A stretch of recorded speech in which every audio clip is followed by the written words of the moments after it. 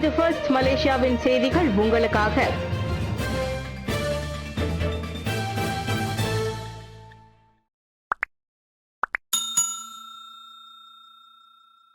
நகர்ப்புற மலாய்க்காரர் அல்லாத வாக்காளர்களை கவர எதிர்க்கட்சி கூட்டணியில் மூடா, உரிமை, MAP ஆகிய கட்சிகள் இணைய வேண்டும். முக்ரிஸ் எதிர்பார்ப்பு.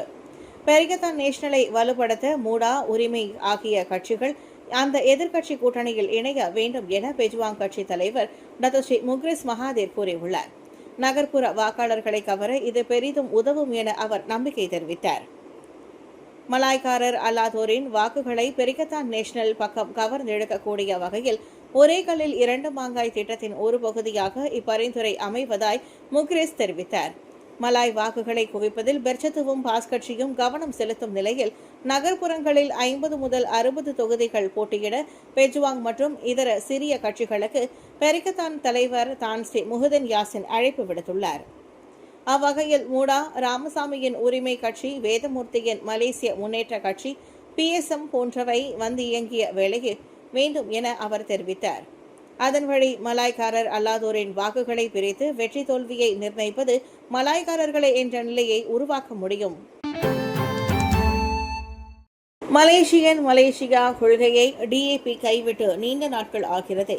உரிமை கட்சியின் டேவிட் மார்ஷல் கிண்டல்.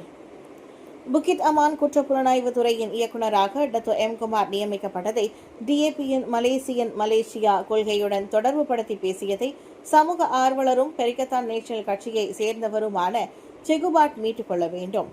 உரிமை கட்சியின் இடைக்கால துணைத் தலைவர் டேவிட் மார்ஷல் அதனை வலியுறுத்தியுள்ளார். அந்த கூற்றில் உண்மையில்லை. காரணம், DAPயே அதனை மறந்து போய் நீண்ட நாட்கள் ஆகிறது. மலேசியர்களுக்கான மலேசியா என்ற DAPயின் கோஷம் இந்திய, சீன வாக்காளர்களை மயக்குவதற்காக பயன்படுத்தப்பட்டு வந்தது. இப்போது ஆட்சி அதிகாரத்திற்காக அதனை கைவிட்டு புதிய மலேசியா என புகழ் பாடுகிறது. எனவே குமார் நியமனத்தில் DAPயின் பங்கு இருந்திருக்க நிச்சயமாக வாய்ப்பில்லை என டேவிட் மார்ஷல் கிண்டலாக கூறினார். எது எப்படி இருப்பினும் குமாரின் நியமனம் முழுக்க தகுதி அடிப்படையிலேயே மேற்கொள்ளப்பட்டுள்ளது. நேசா கூட்டுறவு கழக உறுப்பினர்களுக்கு 8% லாப ஈவு அறிவிப்பு. பொன்விழா போனஸும் உண்டு. நாட்டின் மிக மூத்த கூட்டுறவு கழகங்களில் ஒன்றான நேசா பல்நோக்கு கூட்டுறவு கழக உறுப்பினர்களுக்கு இவ்வாண்டு 8 விழுக்காடு லாப ஈவு அறிவிக்கப்பட்டுள்ளது. சிரம்பானில் நேற்று நடைபெற்ற நேசாவின் 40ஆம் ஆண்டு பொதுக்கூட்டம் மற்றும் 50ஆம் ஆண்டு பொன்விழா கொண்டாட்டத்தில் அதன் தலைவர் டத்தோ சசிகுமார் பழனியப்பன் அந்த அறிவிப்பை வெளியிட்டார். நேசாவின் பொன்விழாவை ஒட்டி கழக உறுப்பினர்களுக்கு 20% போனஸ் வழங்கவும் முடிவு செய்யப்பட்டுள்ளதாக பலத்த கரவொலிக்கு இடையில் அவர் அறிவித்தார். கூட்டுறவு கழக ஆணையத்திடம் அதற்கான அனுமதி பெறப்படும் என்றார் அவர். மக்கள் தங்களின் பொருளாதார தேவைகளை பூர்த்தி செய்ய தொடங்கப்பட்ட கூட்டுறவு கழகமான நேசா உறுப்பினர்கள் நலன் கருதி பல ஆக்கப்பூர்வமான திட்டங்களை மேற்கொண்டு வருவதாகவும் சசிகுமார் தெரிவித்தார். அவ்வகையில் கடந்த ஆண்டு 1.3 மில்லியன் ரிங்கிட் லாபத்தை பதிவு செய்த நேசா 40 ஆண்டுகளுக்கு பிறகு வீடமைப்பு திட்டம் ஒன்றை மேற்கொண்டு அதன் மூலம் 2 மில்லியன் ரிங்கிட் வருமானத்தை ஈட்டியது. தவிர கோலாலம்பூர் சென்ட்ரல் வணிக வளாகங்களில் உள்ள கட்டிடங்கள், சிரம்பானில் ஒரு தங்கும் விடுதி, ஜொஹூரில் 2 கூடுதல் கட்டிடங்கள், செராஸில் பெட்ரோல் நிலையம் அமைப்பதற்கான நிலம் உள்ளிட்டவை நேசா அண்மையில் வாங்கிய சொத்துடைமைகளாகும். 10 ஆண்டுகள் காத்திருப்புக்கு பிறகு பினாங்கு லாடாங் சுங்கை கேச்சில் தோட்டத்தின் 23 குடும்பங்களுக்கு இலவச புதிய வீடுகள். லாடாங் சுங்கை கேச்சிக் தோட்டத்திலிருந்து வெளியேற்றப்படும் அபாயத்திலிருந்து 23 குடும்பங்களுக்கு ரூமா முத்தியாருக்கு திட்டத்தின் கீழ் இலவச மாற்று வீடுகளை பினாங்கு அரசாங்கம் வழங்குகிறது. ஒவ்வொரு குடும்பமும் 750 சதுர அடியில் 3 படுக்கை அறைகள், 2 கழிவறைகளுடன் கூடிய C1 ரக வீடுகளை பெறும் என மாநில முதல்வர் சவுகான்யோ அறிவித்தார். மக்களின் தேவைகளை பூர்த்தி செய்யும் வகையில் 3 கோவில்களின் மறு நிர்மாணிப்பையும் அந்த வீடமைப்பு திட்டம் உள்ளடக்கியுள்ளது. மேம்பாட்டு நிறுவனத்தின் வரைபடத்திற்கு அனுமதி கிடைத்ததும் அடுத்த ஆண்டு தொடக்கத்திலேயே கட்டுமானத்தை தொடங்கலாம் என்றார் அவர். மக்களுக்கு நிரந்தர குடியிருப்புகள் கிடைப்பதை உறுதி செய்யும் பொருட்டு நில உரிமையாளருடன் பேசி இதற்கு இணக்கம் காணப்பட்டுள்ளது. கட்டம் கட்டமாக மொத்தமாக 85 வீடுகள் கட்டப்படும்.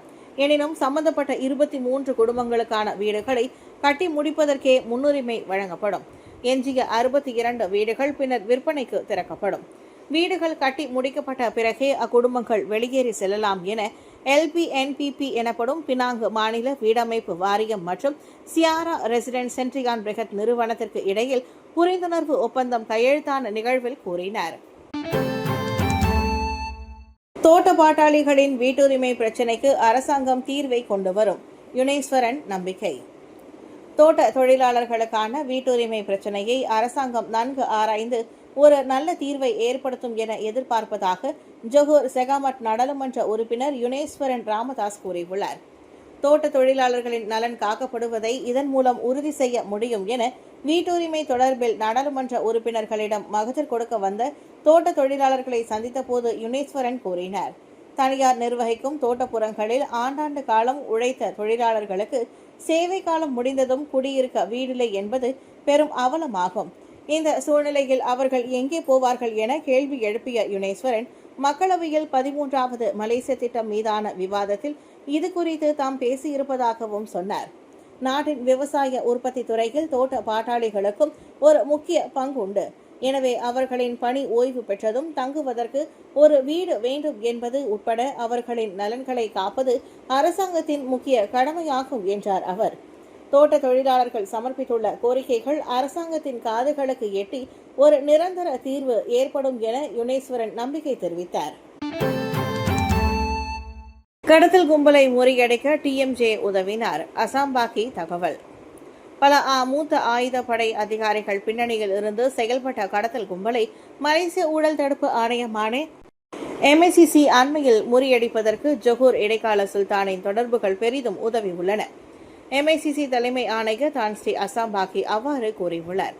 எல்லைகள் வழியான கடத்தலை ஒழிக்க உதவுவதில் துங்கு இஸ்மாயில் சுல்தான் இப்ராஹிம் தனது முழு ஒத்துழைப்பையும் வழங்கினார். TMJவின் தொடர்புகளின் மூலமாக MACCக்கு நிறைய தகவல்கள் கிடைத்ததாக புத்ரஜயாவில் லஞ்ச ஒழிப்பு மாணவர் மாநாட்டில் பேசிய போது அசாம்பாக்கி தெரிவித்தார். கடத்தல் கும்பலில் ஈடுபட்டதாக சந்தேகிக்கப்படும் 5 மூத்த ஆயுதப்படை அதிகாரிகள் மற்றும் 2 மின்னியல் ஊடக பத்திரிகையாளர்கள் உட்பட 10 பேரை MACC சமீபத்தில் கைது செய்து தடுத்து வைத்தது. மற்றவர்கள் ஒரு நிறுவன மேலாளர், மலேசிய மருத்துவ சங்கத்தின் நிர்வாக உதவியாளர் மற்றும் ஒரு இந்தோனேசிய பெண் ஆவார். போலீஸ் உதவியுடன் MACC மேற்கொண்ட நடவடிக்கையில் அவர்கள் கில்லான் பள்ளத்தாக்கில் கைது செய்யப்பட்டனர். மாதந்தோறும் 5 மில்லியன் ரிங்கிட் மதிப்பில் அண்டை நாடுகளிலிருந்து போதைப் பொருட்கள், சிகரெட்டுகள் உள்ளிட்ட பொருட்களை அக்கும்பல் கடத்தி வந்துள்ளதாக கூறப்படுகிறது. 63,000 ரிங்கிட்டிற்கும் அதிகமான ரொக்கம், போதைப் பொருள், எடையிடும் கருவிகள், மதுபானம் மற்றும் போலி துப்பாக்கிகள் ஆகியவையும் பறிமுதல் செய்யப்பட்டன. 13வது மலேசிய திட்டம் பயன் தருமா அல்லது வெறும் வார்த்தைகளா? டத்தோ M பெரியசாமி சமூக அரசியல் ஆய்வாளர். 2016-2030 காலத்தை உள்ளடக்கிய 13ஆம் மலேசிய திட்டம் மலேசியாவின் மேம்பாட்டு திட்டத்தை சீரமைப்போம் எனும் கருப்பொருள் சமீபத்தில் பாராளுமன்றத்தில் அறிவிக்கப்பட்டது. இந்த அறிவிப்பு மடானி அரசாங்கம் மற்றும் எதிர்க்கட்சி அரசியல் ஆதரவாளர்களுக்கு மத்தியில் எதிர்பார்த்த ஆதரவை பெறவில்லை எனலாம். இத்திட்டத்தில் மொத்தம் 430 ரிங்கிட் பில்லியன் செலவிடப்படும் எனவும் அதில் 227 பில்லியன் ரிங்கிட் பொருளாதார மேம்பாட்டுக்கு ஒதுக்கப்பட்டுள்ளதாகவும் அறிவிக்கப்பட்டுள்ளது. இத்திட்டத்தில் முக்கியமான மாற்றம் என்னவெனில், இதுவரையில் நாட்டின் மேம்பாட்டு திட்டம் இன அடிப்படையிலான செயல்படுத்தப்பட்டது. மேலும் 13 RMK மலேசிய திட்டம் சற்று மாறுபட்டு பொதுவாக மக்களின் தேவைகளை அறிந்து அதனை சீரமைக்கும் கொள்கையினையும் அருகுமுனையும் கொண்டுள்ளது. இந்த சமூக நீதி மற்றும் சமத்துவத்தை வலியுறுத்தும் போது பொது நோக்கு திட்டமாக கருதப்படுகிறது. இருப்பினும் நாட்டின் மேம்பாட்டுக்கு பல பங்களிப்புகள் செய்த இந்தியர்களின் சமூக பொருளாதார நிலை இன்னும் தேங்கியே நிற்கிறது என்பதை கவனத்தில் கொள்ள வேண்டும். மேம்பாட்டு திட்டங்கள் பொதுவாக மலேசியர்களின் வறுமை நிலை, குடும்ப வருமானம், செலவு செய்யும் ஆற்றல் ஆகியவற்றின் அடிப்படையிலேயே திட்டமிடப்படுகிறது. அவ்வகையிலே ஒவ்வொரு இனத்தின் வருமானம் மொத்தமாக கணிக்கப்படுகிறது.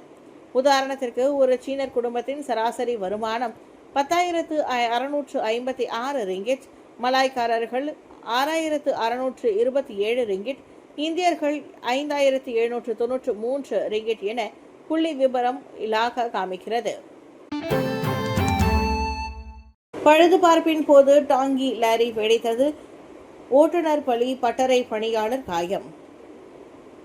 நெகிரி செம்பிலான் ரந்தாவில் வாகன பட்டறை ஒன்றில் பழுதுபார்ப்பின் போது டாங்கி லாரி வெடித்ததில் அதன் ஓட்டுநர் உயிரிழந்தார். நேற்று மதியம் நிகழ்ந்த அச்சம்பவத்தில் பட்டறை பணியாளர் ஒருவர் காயமடைந்தார். பழுதுபார்ப்பின் போது அவ்விருவரும் லாரியின் மேல் இருந்தனர். அவர் திடீரென வெடித்த போது 3 மீட்டர் உயரத்திற்கு அவர்கள் தூக்கி வீசப்பட்டதாக சாட்சிகள் கூறினர். தீயணைப்பு மீட்புத்துறை வந்து பார்த்தபோது 33 வயது ஓட்டுநர் சுயநினைவன்றி விழுந்து கிடந்தார். அவர் இறந்தது உறுதி செய்யப்பட்டதும் சவ பரிசோதனைக்காக உடல் ரெம்பாவ் மருத்துவமனைக்கு அனுப்பப்பட்டது. காயமடைந்த பணியாளர் துவாங்கு ஜாஃபர் மருத்துவமனையில் சேர்க்கப்பட்டார். வெடிப்பு நிகழ்ந்த பட்டறை வளாகத்தில் தீயணைப்புத்துறை பரிசோதனை நடத்தியதில் அங்கு நிலைமை பாதுகாப்பாக இருப்பது உறுதி செய்யப்பட்டது. பினாங்கில் போதைப் பொருள் தயாரிக்கும் கூடமாக செயல்பட்டு வந்த வீடு 3 பேர் கைது. பினாங்கு நிபோங் திபாலில் போலீசார் நடத்திய சோதனையில் ஹெராயின் வகை போதைப் பொருளை தயாரிக்கும் கூடமாக இருக்கும் குடியிருக்கும் வீடொன்று செயல்பட்டு வந்தது அம்பலமானது. தாமான் தம்போன் பெர்மாயில் செவ்வாய்க்கிழமை மாலை அச்சோதனை நடத்தப்பட்டது. அதில் ஓர் இலங்கை ஆடவர் உட்பட 3 ஆடவர்கள் கைது செய்யப்பட்டனர். போதைப் பொருள் தயாரிப்பதை முதன்மை சந்தேக நபர் ஒப்புக்கொண்ட வேளை மற்ற இருவர் போதைப் பொருள் மற்றும் ரசாயனங்களை அனுப்பும் பணியில் ஈடுபட்டு வந்துள்ளனர். 1.1 கிலோகிராம் எடையிலான ஹெராயின் போதைப் பொருளும் 30 கிலோகிராம் கெஃபைன் போதைப் பொருளும் பறிமுதல் செய்யப்பட்டன. போதைப் பொருள் தயாரிக்க பயன்படும் உபகரணங்கள், ரசாயன பொருட்கள் போன்றவையும் கைப்பற்றப்பட்டன. டொயோட்டா வெல்ஃபயர், ஹோண்டா சிவிக் கார்களோடு யமஹா எல்சி 135 மோட்டார் சைக்கிளும் பறிமுதல் செய்யப்பட்டது. சந்தேக நபர்கள் மூவரும் ஆகஸ்ட் 19ஆம் தேதி வரை விசாரணைக்கு தடுத்து வைக்கப்பட்டுள்ளனர். ரஷ்யாவிடம் கச்சா எண்ணெய் வாங்குவதால் இந்தியாவுக்கு மேலும் கூடுதல் வரியா? சாத்தியத்தை மறுத்தார் ட்ரம்ப். ரஷ்யாவிடம் கச்சா எண்ணெய் வாங்கும் இந்தியா உள்ளிட்ட நாடுகளுக்கு மேலும் கூடுதல் வரி விதிக்கும் சாத்தியத்தை அமெரிக்க அதிபர் டொனால்டு ட்ரம்ப் நிராகரித்துள்ளார். தற்போது கூடுதல் வரி விதித்தால் அது அவர்களுக்கு பேரழிவை ஏற்படுத்தும். எனவே இப்போதைக்கு எந்த முடிவும் இல்லை. 2-3 வாரங்களுக்கு பிறகே எதுவும் தெரிய வரும் என்றார் அவர். இவ்வேளையில் ரஷ்யாவிடம் கச்சா எண்ணெய் வாங்கியதால் இந்தியாவுக்கு விதிக்கப்பட்ட 25% கூடுதல் வரியால் மாஸ்கோவிலிருந்து எண்ணெய் வாங்குவதையே இந்தியா நிறுத்திவிட்டதாகவும் ட்ரம்ப் கூறிக்கொண்டார். அவரின் இப்பேச்சு இந்தியாவுக்கே அதிர்ச்சியாக உள்ளது. காரணம், ரஷ்யாவிடம் எண்ணெய் வாங்குவதை நிறுத்துவதாக டெல்லியில் இதுவரை எந்த இடத்திலும் கூறவில்லை. அதற்குள் முந்திக்கொண்டு ட்ரம்ப் பேசியிருப்பது இந்தியாவை முகம் சுளிக்க வைத்துள்ளது. ரஷ்யாவிடம் கச்சா எண்ணெய் வாங்குவதற்கு அபராதமாக இந்தியாவுக்கு கூடுதலாக 25% வரி விதிப்பதாக ஆகஸ்ட் 6ஆம் தேதி ட்ரம்ப் அறிவித்திருந்தார். இதனால் அமெரிக்காவுக்கு இந்தியா செலுத்த வேண்டிய வரி விகிதம் 50% உயர்ந்தது. அதற்கு இந்தியா கடும் எதிர்ப்பு தெரிவித்தது. எனினும் அறிவித்தபடி ஆகஸ்ட் 27 முதல் கூடுதல் வரி அமலுக்கு வரும் என வாஷிங்டன் அறிவித்துள்ளது.